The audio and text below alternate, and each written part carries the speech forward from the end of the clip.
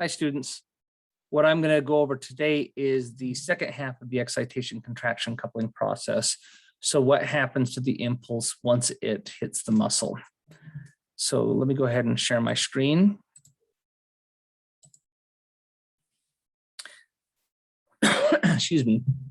And so last time we drew the nerve ending as it hits the muscle, and the muscle would look like this. You get this synaptic cleft here. And we said that calcium, after the voltage regulated channels open and cause the action potential to come to the end, calcium comes into the axon terminal and causes the release of these little proteins. They're actually called readily releasable proteins to get released into the synaptic cleft. Now, in this cleft, we're going to have different types of receptors. We're going to have receptors that acetylcholine can bind to and cause, they're ligand gated. And so what they're going to do is they're going to cause sodium to come in because we have lots of sodium out here. So it's going to cause sodium to come in and depolarize this portion of the muscle or the cell. And at the same time, we're going to have acetylcholinesterases, these other receptors here, that when acetylcholine binds to it, it breaks it down. And then that way, when acetylcholine gets released into the synaptic cleft, it doesn't cause just a continuous muscle contraction to occur. Instead, it hits and then it will cause the contraction to occur for a little bit, and then we have to restart and do this over and over and over. So if enough sodium comes in that it causes this to depolarize, this region here and this region here, then the action potential, you're going to get voltage regulated channels are going to open up. Sodium's going to come in, potassium goes out, sodium comes in, potassium goes out. And again, we have that 2-to-3 ratio. Sodium comes in, potassium goes out. This is going to continue on to where it goes inside of the muscle in what are called the transverse tubules. So this action potential actually be the other way around, positive, negative, because we're becoming more positive on the inside, travels down inside the muscle fiber until it hits something called the dihydropyridine receptor. We could draw it on both sides here. And the dihydropyridine receptor is often symbolized as DHP, dihydropyridine. Is a protein that is mechanically linked, meaning there's a physical link between it and another receptor on the sarcoplasmic reticulum called the ryanodine receptor. So I'm going to draw this here. This is the sarcoplasmic reticulum, which, as you know, in the lateral sac of the sarcoplasmic reticulum, we store calcium and lots of calcium. And like I said, the dihydropyridine receptor is mechanically linked to a receptor on the lateral sac called the ryanodine receptor, which is often symbolized RYR, but it's a ryanodine receptor. Now, just like out here, where calcium coming inside the nerve causes things to happen, calcium, if it gets released inside of the muscle fiber, also causes things to happen. So as the action potential travels down inside the transverse tubule, it activates the dihydropyridine receptor, which pulls on the ryanodine receptor, which opens this up and creates a channel for the calcium to flow out of. Now we have free calcium inside the cell or inside the muscle fiber, because we're dealing with muscle fibers here. So basically, if a nerve innervates a muscle fiber, and enough impulse comes down to depolarize the membrane of it, it's going to activate, and that entire muscle fiber is going to contract, okay? And we could have a sarcoplasmic reticulum here. Again, ryanodine receptor linked to a dihydropyridine, calcium getting released, out it comes, okay? Now, we don't want calcium to be just sitting out here forever. And so there are pumps that try to constantly pump the calcium back up. And these, because it's going to be going against the gradient now, these require ATP. And so ATP, you know, we talk about energy being required, becomes ADP plus phosphate, helps to pump calcium back up. These pumps here are called Circa pumps, which stands for sarcoplasmic / endoplasmic reticulum calcium ATP pumps. Because in muscles, we call this a sarcoplasmic reticulum in this area. In non-muscle fibers or in non-muscle cells, this is often called endoplasmic reticulum because the sarcomere is the name of a part of a muscle. So sarcoplasmic / endoplasmic reticulum calcium ATP pumps help to pump calcium back into the sarcoplasmic reticulum. Now, there happens to be different types of Circa pumps depending on the muscle fiber type. So if you have a fast twitch fiber versus a slow twitch fiber, they're going to vary in how fast they can pump back up the calcium into the sarcoplasmic or endoplasmic reticulum. Okay. Now then, this calcium that gets released at this point inside of the muscle fiber, if I were to draw a muscle fiber here, okay, inside of muscle fibers, we have what are called myofibrils. So imagine, if you will, like a twist, what are they? A pull and twist Twizzler. Remember those twist pull Twizzlers that they had? If you were to take out a Twizzler, and you could then take out the little strings out of the Twizzler, those are what the myofibrils are. Would be the individual little strings. And what makes up the myofibrils are actin and myosin filaments. So we would actually see little Z's on this.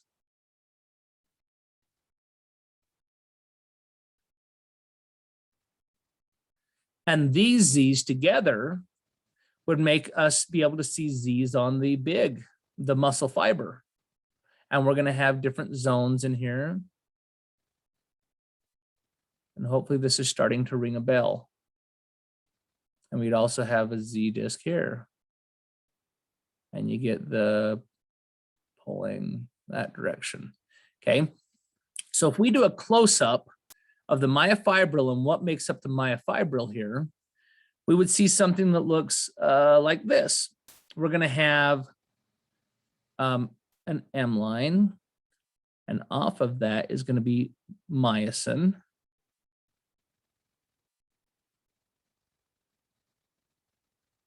And it's going to come this direction too, right? And really it goes like that, both ways. And then you're going to have the same thing here. I'm just going to start drawing a little faster so we can get this going. So you're not waiting as long on that. And then we have this Z disc here. And a Z disc here. And from Z disc to Z disc makes up a sarcomere. So if I were to draw this like this, this is a close-up of this right here. And on the Z disc, we have coming off of it actin. And this direction we have actin.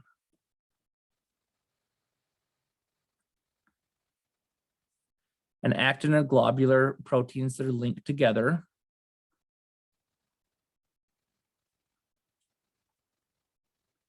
And then we would have it again coming off this way.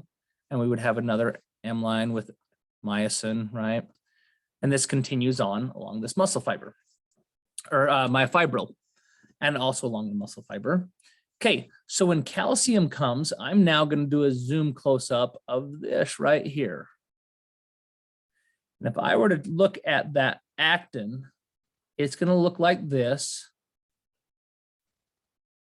And along the actin is this protein that's kind of, it's called tropomyosin.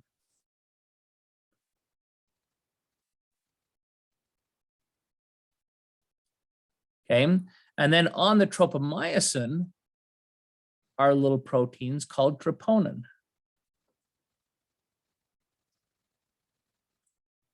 Oops, N. And then I have my myosin head here. And when calcium comes in, it binds onto troponin and causes the tropomyosin to shift its direction. So imagine, if you will, that actin is here, myosin is here, and then we have this piece of paper in between actin and myosin. Sorry, it's like a thin sheet protein. I like to think of actin and myosin as two magnets. And two magnets, they want to bind together, but if you have a piece of paper in between them, they can still bind, actually. So you will have an attraction between these, but they can't physically bind because the paper is in between them. Okay, so that's how this works in real life, is actin and myosin have this attraction to each other, but if you have this piece of paper in between, they can't physically come into contact with each other. So when calcium comes in and binds to troponin, it pulls the tropomyosin, the sheet of paper, out of the way, so you can get a direct contact between actin and myosin. Okay, so now I'm going to do a close-up of the myosin alone. And when myosin is in this shape, it's going to have ADP and phosphate bound to it. And think of it like this. ADP, phosphate, glucose, all of these different molecules have structures. And when they bind to a protein, they're going to create different bonds. And those different bonds cause the protein to change its shape. So when ADP and phosphate are on here, this is the shape of myosin. Okay. And the myosin has a strong affinity for actin when it has ADP and phosphate on it. And as soon as the tropomyosin is pulled out of the way and we get a direct contact with actin, well, guess what? We get different bonds forming here. And those bonds cause phosphate to have a weak bond now. So phosphate gets kicked off. And when phosphate gets kicked off, all of a sudden, we no longer have phosphate causing certain bonds. So we change the shape of myosin. Myosin starts to look, whoops, I'm going to undo that. Myosin starts to look like this. It went from being this shape to more of this shape. You notice it's starting to go this way. Okay, now when it has this shape, all of a sudden the myosin with the actin bound to it loses its affinity for ADP. So ADP comes off. And then it changes its shape again to look like this. Now, when myosin has this shape, it does not, when it has this shape, it has a strong affinity for ATP. So all of a sudden ATP comes on and hops on here. The problem is ATP, not ADP and phosphate, but ATP bound to myosin makes it not like actin. So all of a sudden actin comes off. So we get this separation here. And guess what can slip on back in there? Tropomyosin. Tropomyosin could slip back in there at that time. Or what happens is ATP, there's an enzyme on myosin that causes ATP to break down. And it's like, so you get the ATP binds, actin and myosin separate. And then all the enzyme causes ATP to get broken down to ADP and phosphate. And guess what? When it has ADP and phosphate, it has different bonds than when it has ATP. And look what we're back at right at the beginning. It causes this to then change the shape back to this with ADP and phosphate. And we're technically, this is back right here again. And it can continue this over and over and over as long as calcium is available. But what did I say is happening? this whole time, calcium is getting pumped back up. So if we want to get calcium to get released again, we have to have an impulse coming down from the nerve down to the axon terminal. Calcium gets released, activates the motor plate, the part of the muscle, goes along the membrane down the T-tubule, causes calcium to get released. Calcium binds to troponin. Troponin slides tropomyosin out of the way. Actin and myosin bind. Phosphate gets released, starts to change its shape. ADP gets released. It's fully in its new shape. ATP now binds to it, causes a separation between actin and myosin, and then the ATPase, the enzyme that breaks down ATP to ADP and phosphate, breaks it down, and we are starting back over again. So this is what we call the cross-bridge cycle, or the contraction phase of the excitation-contraction coupling process. So a couple of things. So for your homework, you're going to need to put all of this together. And so continuing on from what we might say last time is on this one, we might say, suppose we ended at step 7 last time. So maybe this is 8. 8 is activation of the motor end plate and the signal going down towards the T-tubules. 9 would be the T-tubules. 10 might be the dihydropyridine and ryanodine receptors causing calcium to be released. Then we get 11 might be calcium binding to troponin, pulling tropomyosin out of the way. And then we get 12, 13, 14, and we're back. And so we'd say 15 is maybe this, as well as calcium getting pumped up. So this is what you're going to need to do for the homework.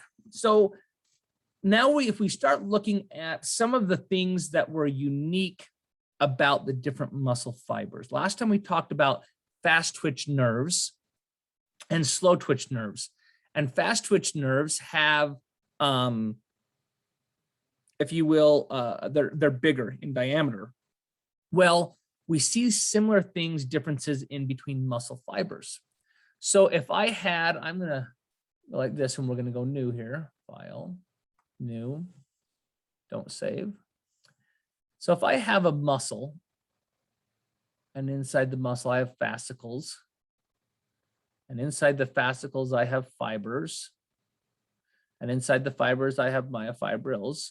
I'm showing you the hierarchy. So each one of these is technically, if I cut it out, and if cross-sectionally, we have these things, if we let those come out, they almost look like spaghetti noodles. Okay, so this is a muscle fiber, or sorry, a muscle. And if we were to look at the muscle fibers in there, can a muscle have multiple types of muscle fibers? Yes. So we have muscle fibers, we have type 1. Or sorry, I'm going to change that. We have what we often call fast twitch.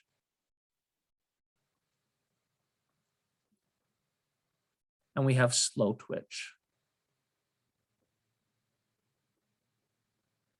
And slow twitch are sometimes called slow oxidative. Fast twitch can be fast glycolytic or slow oxidative glycolytic, GLY, or fast oxidative glycolytic. This is just ways to describe the muscle fiber. Okay, at the end of the day, typically we end up separating fast twitch into what we call type 1, or sorry, type 2A and 2X. And slow twitch we call type 1. So this is type. So what are the differences between type 1, type 2A, and type 2X? Well, type 1s have lots of mitochondria.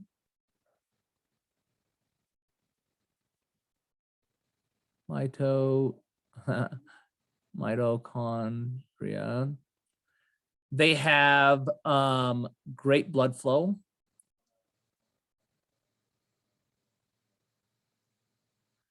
They are smaller in size.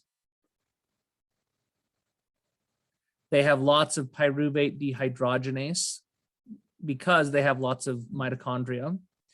They have, so I'm going to put lots of, and they have little lactate dehydrogenase. They have lots of Krebs cycle enzymes. They have, what are some other characteristics? The nerves going to them. The nerve is smaller. One nerve innervates a few fibers. And when I say few, we could say like 10 to 20. You know, I'm just basically, and there's not a specific number. It's just not as many as what fast twitch innervates. Okay. These are very oxidative. In other words, they're going to do metabolic pathways that go into the mitochondria. Okay. Type 2A, give me 1 second here. Okay. So type 2A, these are the ones that, even though they're fast twitch, they have the capability to do some oxidative stuff. They're kind of decent at doing aerobic exercise. So these are kind of our intermediate fibers. They have less mitochondria than type 1, but again, they have, anyway, they have more than 2x. They are moderate sized. Okay. They, what else would we say? Moderate in PDH, moderate in LDH, medium-sized nerve, and one nerve could innervate a moderate amount of fibers. Okay.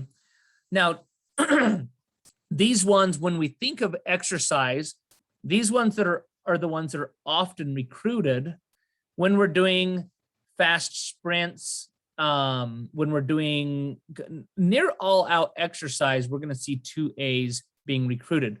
When we're trying to do long-term exercise, we're going to see type 1 muscle fibers recruited.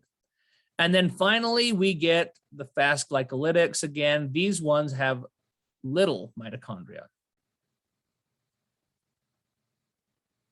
And not only that, but the mitochondria are located deep within the muscle fibers.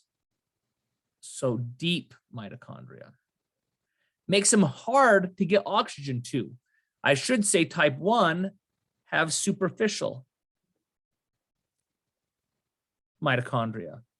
Very easy to get the blood to the oxygen to the surface of the muscle, which allows it to easily get into the mitochondria. Okay. These ones are large in size. They have lots of lactate dehydrogenase. They have hardly no Krebs cycle. They have a larger nerve, and that larger nerve innervates hundreds of fibers.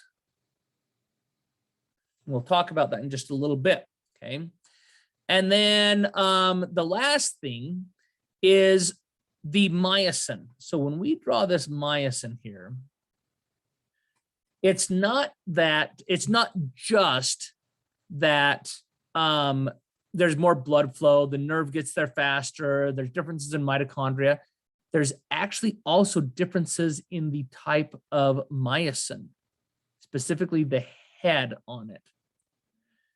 You can take and you can isolate muscle fibers and you can run the proteins out in a gel, and what you find is that myosin heavy chain that's fast twitch and myosin heavy chain that's slow twitch, and I shouldn't do this. I should say that's type 2X, and myosin heavy chain that's type 1, and myosin heavy chain, sorry, 2A and myosin heavy chain that's type 1, actually separate out and based off of their sizes, and they're not the same size. So what you'll find is type 2Xs have, we'll call it a stronger type of myosin. And not only that, there's more myosin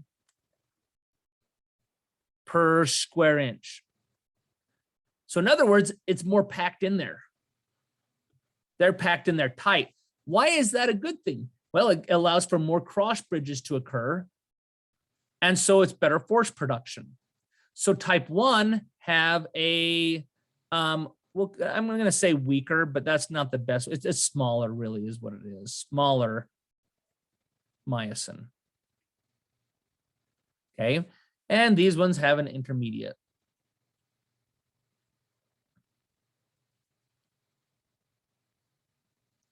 Okay. So what does training do to these things? Can you change that? This is a lot. I know I've kind of given you a decent amount of information here. But something that I want you to think about is, are you born with the type of fibers you get, or can you change them? Because there's really cool research with aging, training, detraining, diet regarding fiber type. We know that with aging, we have changes in testosterone. What role does testosterone have in it? Testosterone tends to, now see, this is a muscle, or sorry, that's the muscle. And we had, here were the muscle fibers. So if I did that close up again of a muscle fiber, might look like this. We have a tendency to think of a cell as looking like this. Okay, it must be just round. Well, who says it can't be long and skinny? So on this muscle fiber, in this muscle fiber, guess what we're going to have? Mitochondria. And we're going to have lots of mitochondria. We're going to have a nucleus. We're going to have the sarcoplasmic reticulum, T tubules. We're going to have all of this stuff, right? And so testosterone, remember, hormones can go straight through the cell wall and combine to the nucleus and tell the nucleus specific signals. The nucleus can send out signals to the ribosomes, and ribosomes can then make protein. So testosterone has an influence on fiber composition. Now, is it like this crazy, wicked, shift everything overnight? No. But if with aging, testosterone goes down, what do you think happens to fiber composition? If I were to take somebody in the class that's a male and do a muscle biopsy on them, so I'm going to cut into this muscle, open up, and I'm going to stick a needle in there, and I'm going to take a chunk of muscle out. Let's say that of what I pulled out, type 1 was 45%. I'm going to do easy math, okay? Hope you guys are okay with that. Type 2 is 2A was 40%, and type 2X was 15%. What do you think is going to happen as this person, if they were to come back when they're 40 years of age?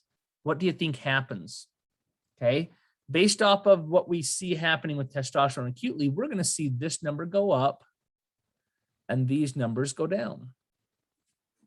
Okay, now 2Xs, let's talk about them for just a little bit. I mentioned that these ones are recruited during high intensity exercise. These ones are lower intensity to moderate. Okay, well, you're like, well, where did 2Xs come from? Some data seems to say that 2Xs are almost like a lazy man's fiber. What I'm not lazy man's, but they're extremely hard to recruit. So yes, during all out, maybe when we're motivated or being chased by a bear or, something like that. There is some argument that, heavy resistance training starts to tap into this, okay? But there's a lot of data showing like the people who are endurance runners that do high intensity endurance and run all out, they reduce these 2X's, okay? So think of this as like a very, very high, fast, explosive, and it makes sense. They're hard to recruit, but once we do recruit them, one nerve is going to cause a very powerful explosion of force production, meaning the bear's chasing us, get the heck out of there. We want to be able to run fast, okay? And if you remember from last time, we said that the sympathetic nervous system acts as an EPSP on nerves. So if we're nervous, it makes it easier to recruit these bigger muscle fibers because it's easier to activate those muscle nerves. All right, so training. Well, training is going to cause calcium to get released inside of here. It's going to cause AMP. It's going to cause lots of other intracellular signals that go and bind onto receptors here onto the nucleus. And those are going to cause changes in the muscle composition. It depends on what type of training, though. If we have oxidative stress, meaning we're doing aerobic exercise for prolonged periods of time, that's going to send a different signal than, say, actin and myosin being stressed from doing lots of contractions in a acidic environment. That's going to send a different signal in here. So the nucleus is going to send out, hey, make more proteins. And when I say proteins, we're talking the building blocks for type 1, type 2 versus type 1 muscle fibers. So it can cause these subtle shifts in fiber type based off of the type of training that you do, okay? And then diet, we've already talked about the branched chain amino acids being the building blocks for this stuff. It's going to help, it's going to play a little bit of a role. Detraining, well, I've seen some textbooks say you can go from slow twitch to fast, or sorry, from fast twitch to slow twitch, but not slow twitch to fast twitch. Okay, well then tell me, the slow twitch to fast twitch happened with training. So what do you think happens with detraining? Well, yeah, the opposite. Okay, so reality is you can kind of go all different directions with this. And now you're thinking, so I could really do heavy training and become super fast twitch? Not so fast. This ratio here, it's not like we can go from, 45% to 90%. There was a guy named Ken Baldwin at UC Irvine, and he was one of the pioneers with this fiber type stuff. And what they were saying is that, don't quote me on this, but he was saying something like 15% change in muscle fiber type. That would be what you could be expected. And so, you know what, no matter how hard I train aerobically, I might not beat somebody who is genetically gifted with the right fiber types. Okay. And the vice versa, somebody who really wants to be able to run a marathon, but their body type is to be able to do power, they're probably going to struggle. And somebody whose body type is very aerobic and wants to be able to do powerlifting, they're probably going to struggle. But we do know that if you do strength train, you will get stronger. If you do the types of exercises that are known to help improve reaction time, stuff like that, you can get faster, okay? And also, if somebody does endurance training, they're going to gain endurance capabilities. So we have this capability to shift, but it is somewhat limited. So hopefully that helps give you a better understanding of the chapter. Please go make sure you're doing your homework on this, and we will see you at the next lecture.